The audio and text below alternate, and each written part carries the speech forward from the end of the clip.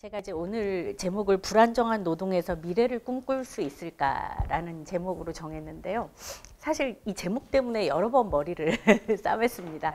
매일매일이 어떻게 자기 삶을 풍요롭게 만드는 사회가 될 수 있을 거냐, 이런 게 이제 많이 고민이고요. 그러한 사회를 만들기 위한 가장 중요하고 핵심적인 게 또 우리의 노동을 어떻게 안정적으로, 우리의 노동이 어떻게 풍요롭게, 우리의 노동이 얼마나 의미 있게 만들어질 수 있는가를 함께 고민하는 문제라고 생각을 하게 됐습니다. 그래서 비정규직을 뭐라고 얘기합니까? 저는 이제 정규직이 아닌 사람을 얘기합니다. 이렇게 얘기를 하고, 흔히 이제 법률적으로 얘기를 할 때는 기간의 정함이 있는 고용을 하는 사람, 이렇게 이제 표현을 하죠. 예전에는 보통 비정규직이라고 얘기를 하면 여기 나와 있는 것처럼 기간제 노동자, 주로 이제 1년 단위, 2년 단위 이렇게 이제 기간을 정해놓고 일하는 노동자들을 이제 흔히 비정규직이라고 얘기를 많이 했죠. 그런데 어느 날 보니까 단지 이런 노동자들만이 문제가 아니라는 걸 알게 됐죠. 그거는 쉽게 얘기하자면 파견, 용역, 산하청이라고 이름을 붙이는데요.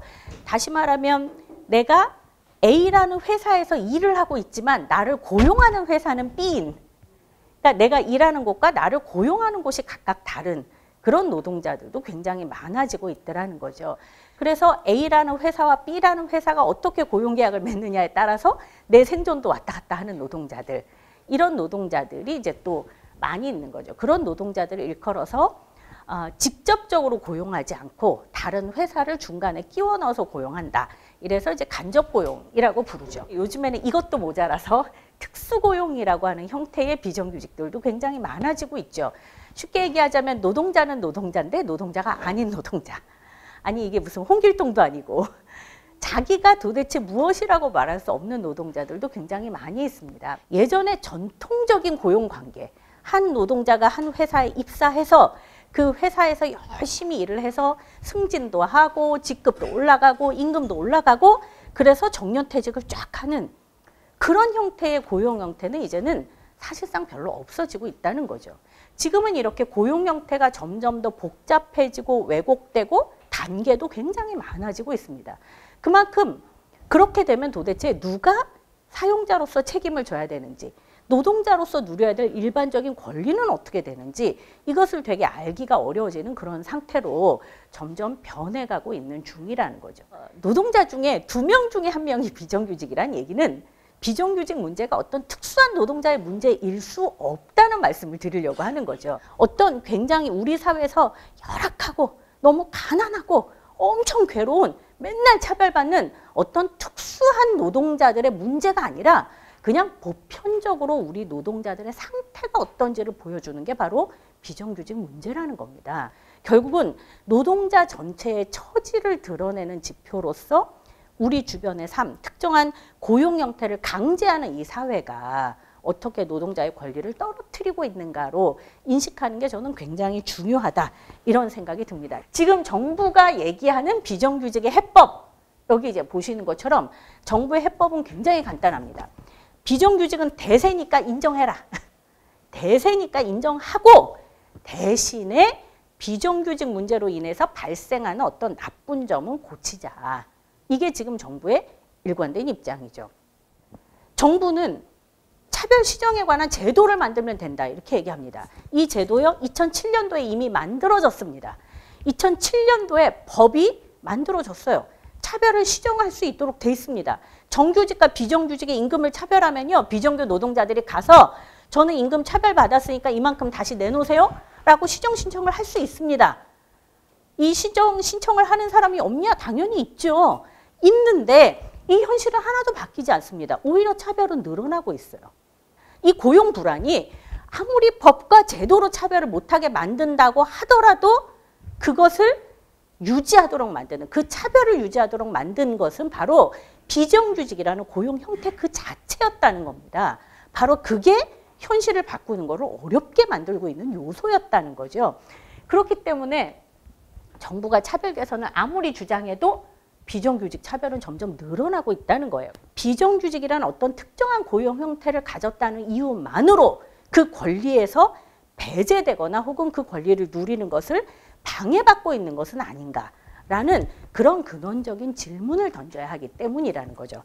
그런 점에서 비정규직의 문제는 정규직과 비정규직을 서로 비교하여 차별을 개선한다의 문제가 아니라 어떻게 노동자의 권리를 누리게 할 것인가 라는 문제로 우리가 문제 접근을 해야 될 것 같다, 이런 생각이 듭니다. 저는 가장 심각한 문제가 이거라고 생각을 합니다. 일의 가치가 평가가 절하된다는 거예요. 어떤 노동자의 일에 대하여 저거는 낮은 일, 저거는 불필요한 일, 저거는 되게 쓸모없는 일, 그렇기 때문에 저것을 하는 사람은 좀 차별받아도 되는 사람이라고 하는 방식으로 사람이 평가절하되고 노동이 위계화되고 사다리처럼, 층층 사다리처럼 높은 것과 낮은 것으로 만들어지는 이 구조가 사실은 굉장히 큰 문제가 되는 거죠.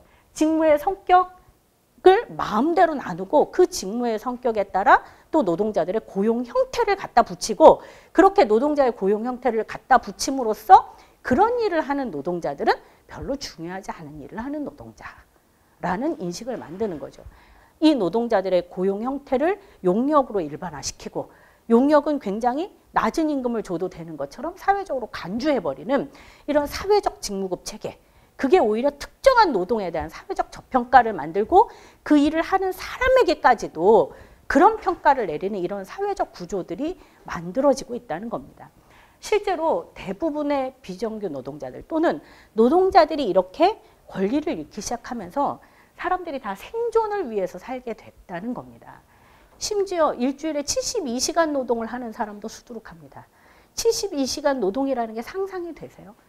그런 노동을 하는 사람들이 사회를 생각할 수 있으며, 그런 노동을 하는 사람들이 정치를 생각할 수 있으며, 그런 노동을 하는 사람들이 문화생활을 영위할 수 있으며, 그런 노동을 하는 사람들이 자기 주변을 돌아볼 수 있나요? 사실은 그러기가 너무 힘듭니다. 이 노동자가 미래가 없는 거예요. 내가 언제까지 이렇게 살아야 되지? 내가 도대체 내 삶의 미래라는 게 뭘까? 이런 거에 대해서 회의가 들기 시작하니까 분노감이 생기는 거죠. 도대체 이 분노를 누구를 향해서 터뜨려야 될지를 알 수 없는 상태가 되는 거예요. 저는 그래서 너무나 두렵습니다. 요즘에 일배 이런 거 봐도 사실은 굉장히 두려워요. 불특정 다수를 향하여, 사회적 약자들을 향하여 터뜨리는 또 다른 약자들의 분노, 자기의 미래의 불안정함에 대한 이 불안감, 이거를 도대체 어떻게 해야 될 것이냐. 저는 비정규직 확산이라고 하는 게 바로 미래를 꿈꾸지 못하게 만드는 이런 사회를 점차로 만들어가고 있기 때문에 이게 가장 비극인 것 같다라고 생각을 하고 있습니다. 비정규직은 왜 사회 문제인가에서 정말 제가 마지막으로 하고 싶은 얘기입니다. KTX 승무원들이요, 처음에는 당연히 안전교육도 받았고요, 당연히 어떻게 승객들을 구조해야 되는지도 배웠습니다. 근데 이 승무원들이 왜 우리를 정규직으로 채용하지 않는가에 대해서 의문을 갖게 됐습니다. 코레일 관광개발, 처음에는 철도 유통이었다가 그 다음에 코레일 관광개발이라는 회사로 지금은 외주화되어 있습니다. 승무원들이 질문합니다. 아니 왜 우리가 정규직이 아니어야 되지? 그래서 근로자 지위 확인 소송을 냈습니다.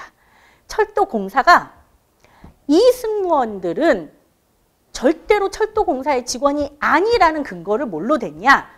철도공사의 직원들은 안전 업무를 하지만 이 승무원들은 안내 업무만 한다 라는 걸 근거로 냈습니다. 서로 하는 업무가 완전히 다르다는 거예요. 완전히 다른 업무를 하기 때문에 이 승무원들이 정규직이어야 될 이유가 하나도 없다는 겁니다. 그래서 그거를 뒷받침하기 위해서 그 뒤에 채용된 승무원들에게 안전교육도 하지 않습니다.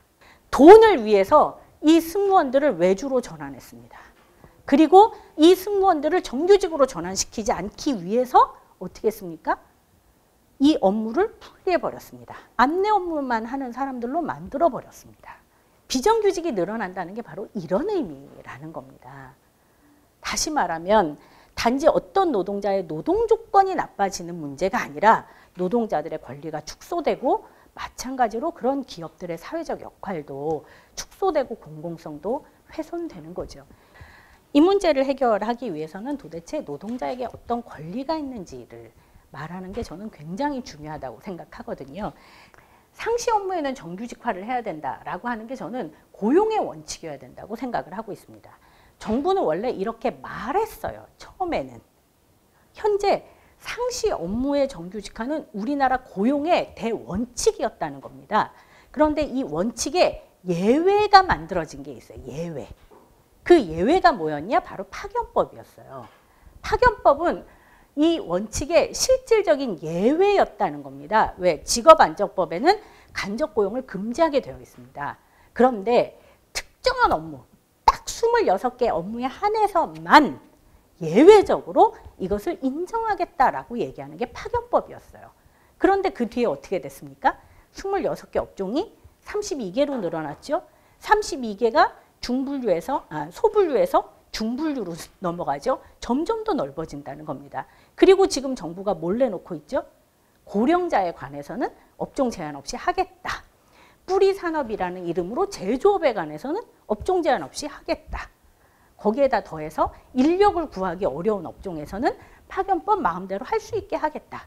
예외가 아니라 마치 이게 정상적인 고용 형태인 것처럼 만들겠다는 겁니다. 비정규직 노동자들에게는요, 사실은 안정적인 생활의 권리가 너무 중요해요. 노동자들이 저는 권리를 찾지 못하는 가장 큰 이유 중에 하나가 바로 생존의 고통이라고 생각을 하고 있습니다.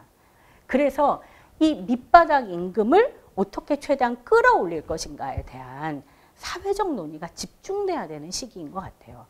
어떻게 보면 차별이라고 하는 거는요, 저는 단지 임금 차별이 중요하다고 생각하지 않아요. 이거는 통제 전략의 일환이라는 거예요. 노동자를 통제하는 방식인 거죠. 그래서 누군가에게는 허구적인 우월감을, 누군가에게는 무력감을 끊임없이 심어놓는 방식이라는 거, 통제 방식. 그렇기 때문에 별거 아닌데 성모병원에서는 식권 색깔 다르게 하고요. 대우조선 이런 데는 정규직 자리, 비정규직 자리, 통근버스에 자리 따로 만들고요. 이런 짓을 하는 거잖아요. 그게 뭐 대단한 일이어서가 아니라 식권 색깔 같게 만드는 게 뭐가 뭐 대단한 일이겠어요? 그러나 이거를 통해서 끊임없이 사람들에게 자신의 지위를 각인시키고 이거를 통해서 무력감 혹은 허구적인 우월감을 갖게 만드는 전략이라는 거죠. 이거를 극복하기 위해서 저는 우리에게 가장 중요한 게 일의 가치를 스스로 나누지 않는 것이다. 중요한 일과 중요하지 않은 일이 있는 게 아니라 필요한 일과 필요하지 않은 일이 있는 것이다. 다시 말하면 우리 노동자가 하는 모든 일은 필요한 일이다라는 원칙을 갖는 거라는 거죠. 필요한 일을 하는 모든 사람들은 그 필요한 일에 합당한 존중을 받아야 된다는 겁니다. 싸움은 주체가 한다는 거예요. 문제는 이 노동자들이 스스로 자기 싸움을 할 수 있는 조건이 너무 안 돼 있다는 거죠. 법적으로도. 실제로 특수고용 노동자들의 노동자성을 인정하지 않아요. 그리고 원청의 사용자 책임을 인정하지 않습니다. 이런 조건에서는 노동자들이 스스로 자기의 권리를 위해서 찾기도 대단히 어렵죠. 노조법 2조의 사용자 개념을 확장해서 원청도 사용자로 들어오게 해라. 노조법 2조의 노동자 개념을 확장해서 특수고용 노동자도 노동자로 인정받게 해라. 그래서 노동자가 당당하게 싸울 수 있는 권리를 확보하게 해라. 이게 지난 16년간 외쳐왔던 거예요. 비정규직 노동자 문제는요. 어떤 특정한 비정규직 노동자가 정규직으로 전환하는 것, 정규직이라는 고용 형태로 전환하는 것일까? 그게 정말로 가장 의미 있는 일일까에 대해서 의문을 갖고 있습니다. 우리나라는요, 지금 정규직이냐 비정규직이냐가 중요하지 않고 모두가 다 고통받고 있죠. 모든 노동자가 구조조정의 광풍에 휘말려 있습니다. 일상적 구조조정을 하겠다고 지금 일반해고 하겠다고 이야기하고 있죠. 그 누구도 안전하지 않은 사회에 살고 있습니다. 이런 사회에서 내가 비정규직이라는 고용 형태에서 정규직이라는 고용 형태를 딱 갖게 되면 그러면 되는 거냐? 그게 정말로 우리 운동의 목표였냐? 그렇지 않다는 거죠. 결국은 모든 노동자의 권리가 어떻게 보장될 거냐? 우리가 이 고민을 하지 않는다면 사실 비정규직 없는 세상이라는 건 존재하기 되게 어렵겠죠. 정규직화하자, 뭐 임금을 인상하자 이런 문제를 넘어서서 어떻게 우리 전체 노동자가 함께 살지? 정말로 살기 팍팍하고 힘든데 우리가 어떻게 더 행복한 삶을 만들 수 있지? 우리가 누구와 더 만나야 되지? 누구와 더 손을 내밀어야 되지? 조직되지 않은 사람에게 뭐라고 얘기를 해야 되지? 이런 이야기를 끊임없이 나누고 설득하고 확산시켜 나갈 때 그런 연대의 가능성이 형성된다고 믿고 있습니다. 노동자들이 자기만 사는 길을 넘어서서 누구에게 분노를 터뜨려야 될지 모르는 그 상태를 넘어서서 어떻게 내가 옆 사람과 함께 살지? 이 사람과 내가 차별이 있을 때 내가 어떻게 이거를 극복하면서 우리가 함께 극복해 나가지? 우리의 집단적인 힘을 통해서 어떻게 우리의 권리를 같이 찾지? 이런 거를 고민할 수 있는 사회는 만들어 나갈 수 있다고 저는 믿고 있습니다. 그것이 바로 비정규직이 없는 세상, 모두가 함께 권리를 누리는 세상이라고 믿고 있고요. 오늘 이 자리에 계시는 여러분들이 또 그 길을 함께 가는 동지가 되실 이고 그리고 그렇게 그 길을 같이 가는 동지로서 우리 서로를 확인하고 있다고 믿으면서 이야기를 마치겠습니다.